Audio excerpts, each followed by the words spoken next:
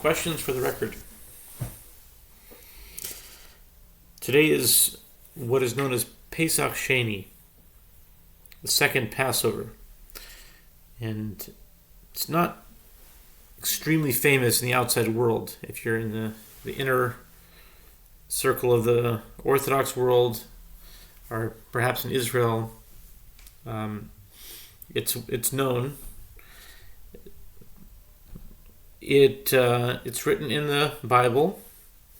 It comes from the book of Numbers, chapter 9, 1 through 14. And to make it concise, basically,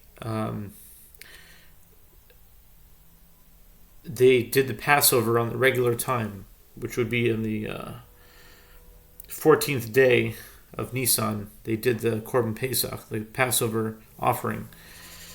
But there were those who were impure because of a human corpse, or they were far away, and they couldn't make it on time. So they asked Moses and Aaron what to do, and Moses said that he would ask Hashem, he'd ask God, and the commandment came that they could do a second Passover, which would be exactly 1 month later, on the 14th day of the second month, which would be Iyar 14, which is today. And this is the question for the record. It comes from the portion of Pesach, the second Passover, Pesach Sheni. It just on the language of the Torah, and again, questions for the record, because I don't think that I'd be able to ask this in many places, and I don't know that commentaries talk about it, and there may be even a deeper thing that needs to be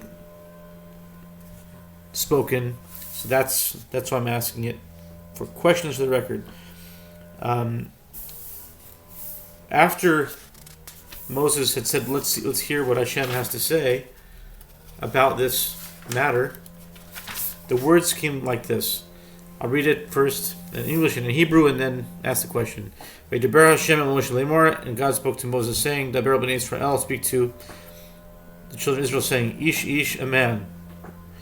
Ki yet tameh, any man. Ki yet tameh l'nefesh b'derech rechokah lachem, will be contaminated through a human corpse or a distant road. O baderech rechokah, or they're on a far way. O l'dorosechem, or for your generations. V'asa Pesach Hashem. He should make the Pesach for Hashem. In the second Chodesh Sheni, second month, B'arba'asar Yom, 14th day, Ben Arbaim Yasu Oso, Matzos Emor Mecholuhu, eat matzahs and bitter herbs, and the same halachos, the same laws as the first Pesach. My question is on this wording. It says, if a person was tameh to a dead person, or he was far away, and then it says these words in Hebrew, which literally means or, for your generations. Usually when it says a commandment, if you look in the commandments of the Torah, it says this and this and this and this, l'dorosechem, for your generations. Or chok olam, chukas olam, l'dorosechem. This is an eternal covenant for your generations. But this wording is really different, and it's unusual wording because it doesn't exactly make sense if it's read literally. This is how it would be literally. If someone is impure to a corpse, or they're far away, or their generations, that doesn't make sense, does it? Or their generations. So the way the Art Scroll translates it is not exactly how it's literally translated.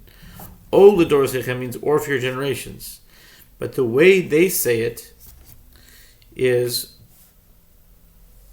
if any be contaminated through a human corpse or on a distant road, they go whether you or your generations. That's not exactly O l'dorosechem. Or you could just say, if someone's far away, or they're contaminated, this is the law for your generations, as it does in many other places. But it says, it's almost as if generations is the choice, another one of the choices. It's like, or for the road, or for the corpse, or for the generations. It doesn't, like they say in Yiddish, it doesn't shtim. It doesn't really fit in so well, unless there's a deeper meaning behind this. Or for a dead body, or for a long way, or if you're in the generations of something and you couldn't do the Pesach, you're in some generation that doesn't allow you. Questions for the record.